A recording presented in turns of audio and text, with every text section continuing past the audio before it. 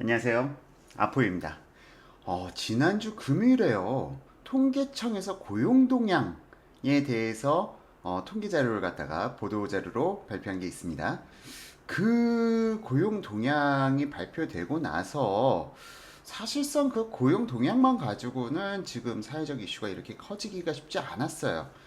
그런데 지금 현재 여당에서 좀 입방정을 떨었죠. 그분은 왜 그러셨는지. 어쨌든 입방정을 떤 덕분에 지금까지 참고 참고 참아왔던 언론사들이 대폭발을 했어요. 그러면서 야, 고용 쇼크 건국 이래로 다섯 번째로 가장 심각한 위기다. 그런 이야기가 나오고 뭐 조중동을 비롯해서 이번에는 한겨레 경향까지도 이번 현재 고용 정책에 대해서는 상당히 비판적인 그러니까 소득주도 성장이죠. 음, 이 소득주도 성장 정책에 대해서 비판하는 논조의 기사들이 올라오고 있습니다. 이렇게까지 커질 건 아닌데 지금 여당이 너무 지지율이 너무 높다 보니까 좀 말이 이제 막 나오죠. 지지율이 높을 때 사실은 가장 조심해야 될 텐데 지금 지지율을 믿고 너무 말을 갖다가 아무 말이나 막 하다 보니까 지금 언론사들마저도 좀 폭발하는 그런 분위기가 연출되고 있습니다. 자, 어쨌든 고용은 지금 상당히 좋지 않다. 고용시장 상당히 좋지 않다라는 거는 누구나 다 알고 있어요.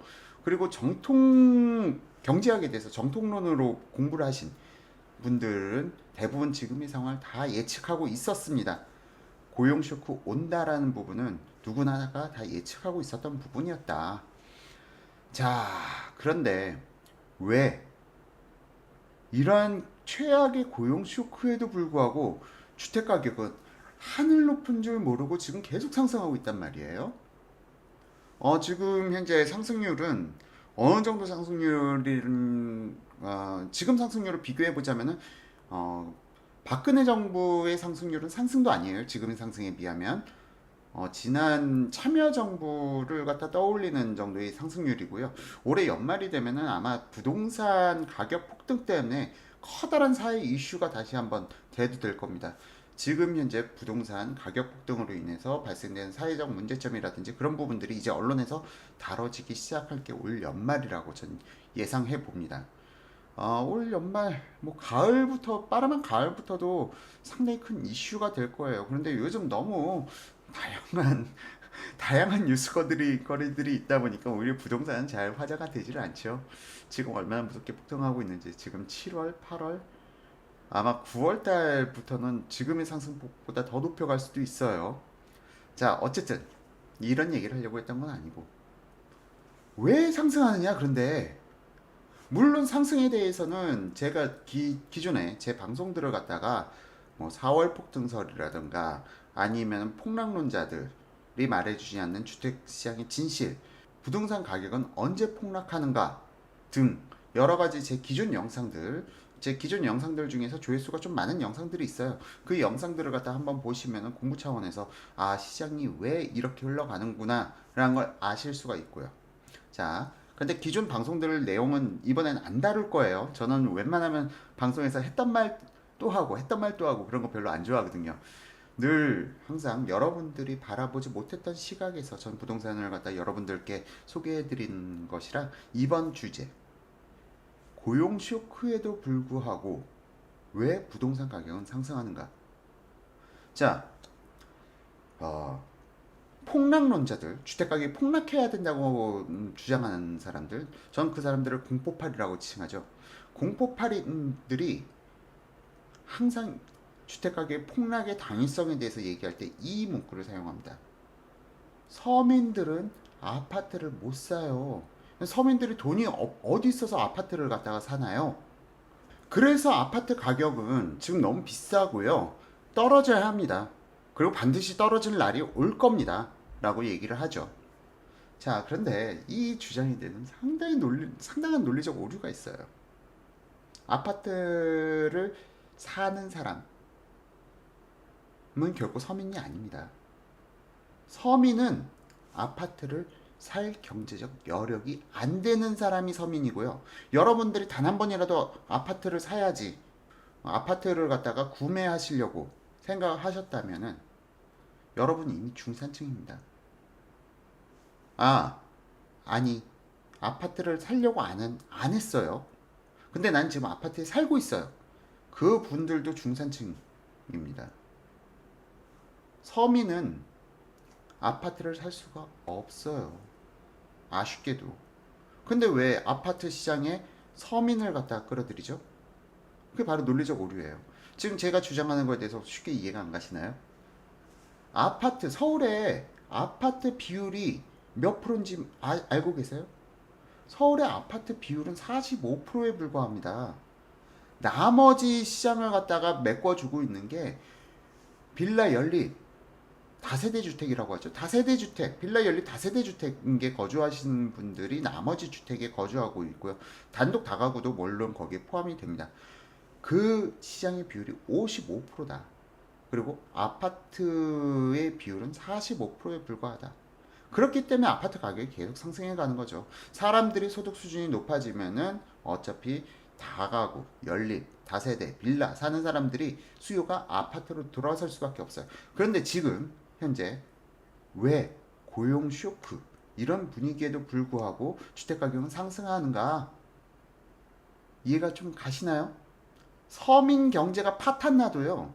중산층 경제가 굳건하게 버텨주면은 아파트 가격은 하락하지 않아요. 서민 경제와 아파트는 상관관계가 낮다. 거의 없다라고도 볼 수 있어요. 지금 현재 사실상 중산층들의 소득 수준은 현 정부가 들어서 더 높아졌어요. 작년보다 떨어진 것도 있으신가요? 여러분 작년보다 난 벌이가 떨어졌다. 물론 자영업 하시는 분들은 중산층이지만 자산 규모가 어느 정도 있기 때문에 좀 다른 경우인데 직장인들을 갖다 보셔야 돼요. 중산층의 대다수는 직장인들입니다. 직장인들이 월급이 낮아졌다라는 분들 주위에서 좀 못 찾아봤는데요. 더욱이 최저임금 인상으로 인해서 중산층은 더 두꺼워진 거예요, 지금. 서민 경제는 파탄이 나고 있는데 중산층의 지갑은 더 두둑해져 가고 있다. 자, 그렇기 때문에 지금 현재 고용 쇼크 이 부분이 주택 시장에 미치는 영향은 없다고 생각해요. 중산층인데 고용에 대해서 불안정하고 그러신 분들이 있으실까요? 전 그렇게 생각하지 않는데요. 자, 이렇게 봤을 때 서울에 내가 전세를 살고 있다. 아파트 전세를 살고 있다. 아니면 서울에 내가 아파트를 갖다 가지고 있다. 이런 분들은 지금 현재의 경제가 얼마나 어려운지, 내수 경제가 얼마나 어려운지 그 부분에 대해서 체감을 하기가 어렵죠. 자, 그런데 내 삶이 바뀌지 않는데 집값이 떨어져요? 더욱이 현 정부에서 지금 강력하게 추진 중인 거 비정규직의 정규직화 숫자가 어마무시합니다. 비정규직이었어요. 나는 언제 해고될지 몰라. 미래가 불확실한 거죠. 근데 정규직이 됐어요.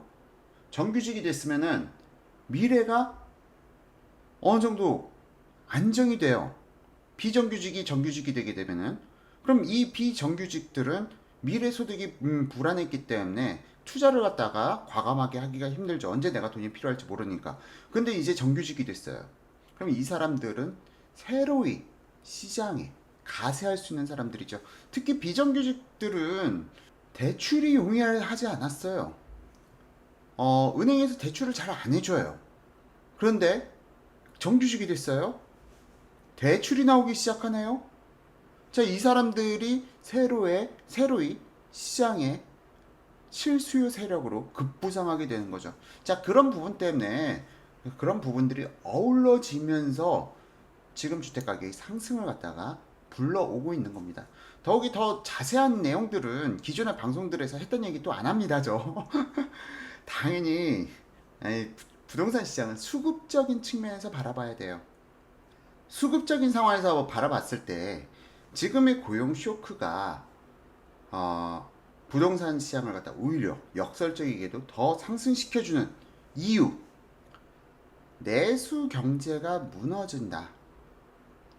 자, 그러니까 창업이 힘들다. 창업하면은 사업이 망할 가능성이 훨씬 더 높다.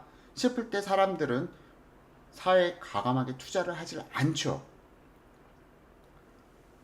지금 장사하면은 거의 망한다는데 누가 내 돈을 갖다 투입해서 장사를 하겠습니까? 지금 장사해서 버티기가 참 힘든 시기다라고 하는데 내 투자 규모를 더 늘릴까요? 자, 보통 사람들이 사업을 한다, 새로 신규 점포를 오픈한다 할 때 이 사람들이 어디서 돈이 나서 이걸 갖다가 하느냐? 바로 부동산을 매도해요. 내가 가지고 있던 기준 주택을 갖다 매도하면서 사업을 갖다가 하거나 그렇게 사업에 참여하신 분들이 상당히 많습니다.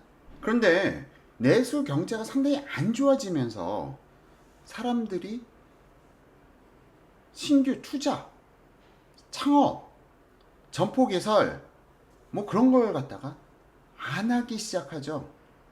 안 하기 시작하면은 이 시중의 유동자금은 어디로 가야 될까요? 자, 우리나라 경제 지표가 지금 계속 안 좋아요. 계속 빨간불이 들어와 있어요. 전 세계 다른 국가들 다 호황인데 우리나라만 유독 OECD 국가 중에서 빨간불이 들어와 있어요. 자, 이런 상황 속에서 내가 과감하게 사업을 진행하겠다? 오히려 그게 역발상적인 면에서는 가장 훌륭한 투자일 수도 있어요. 지금이 창업의 기회가 오히려 좋은 창업의 기회가 될 수는 있는데 어쨌든 그 얘기는 뭐 나중에 별도로 하고요. 사람들이 신규 투자를 안 하는데 시중에 유동자금은 넘쳐나요. 이 넘쳐나는 유동자금 어디로 가야 될까요? 주식시장? 지금 내수 시장 안 좋고 또한 앞으로 뭐 불과 2, 3년 내에 반도체까지도 중국에 따라잡힐 수 있다는 전망이 나타나는 상황에서 우리나라 기업들에게 투자를 해요? 주식시장 들어가기 되게 겁나는 상황이죠. 거기다가 은행에다가 돈을 그렇다고 모셔놔요? 정부에서 억지로 지금 최저임금 인상도 인플레이션을 갖다 억지로 유발시키는 정책입니다. 지금 아직 언론사들에서 안 다루고 있지 올해 연말 되면은 물가 폭등 이 부분 분명히 이슈화 될 거예요. 이것도 지난 제 방송에서 언급해 드렸습니다. 올 가을에서 올 연말 사이에 물가 폭등에 대해서 언급을 할 거예요. 자, 그런데 은행에다가 돈을 갖다 모셔놓고 있을 경우에 은행의 이자율이 물가 상승률을 절대 못 쫓아가죠. 이미 몇 년 됐죠. 2000년 이후로 이자율이 물가 상승률보다 높았던 적은 없었던 걸로 기억합니다. 그러면은 화폐 가치는 자연적으로 지금 계속 떨어지고 있는 거예요. 그럼 이 돈을 어떻게 해야 될까요? 내 화폐 가치가 계속 줄어들고 있는데 그러면은 그걸 갖다가 해칭시킬 수 있는 게 현재로서는 부동산밖에는 없는 거죠. 상황 자체가. 그러니까 지금이 오히려 내 지금 고용 쇼크, 서민 경제 파탄 이런 부분들이 역설적이게도 주택 가격을 갖다가 더 높여가는 그런 상황을 만들어가고 있는 겁니다. 지금 경제학을 갖다가요. 많은 분들이 정말 많은 분들이 장하성 씨의 책을 보고 좀 진보적인 경제 관념을 가지신 분들이 많아요. 근데 모든 경제를 갖다가 포괄적으로 알려면은 정통적인 경제학을 갖다가 여러분들께서 공부를 하시고 그리고 나서 진보적인 경제관에 대해서는 이런 주장도 있구나 이런 생각도 할 수 있구나 하고 접근을 해야지 정통적인 거 그 부분을 갖다 무시하고 경제학을 갖다 접근하신 분들이 많다 보니까 지금 상당히 좀 오류가 많죠. 현 정부의 정책에 대해서 이 지금 고용 쇼크, 물가 상승 이런 부분은 이미 다 예측이 돼 있었던 것들이에요. 갑자기 툭 하고 튀어나온 게 아니에요. 개인적으로는 이병태 교수님의 페이스북을 갖다가 저는 상당히 자주 봅니다.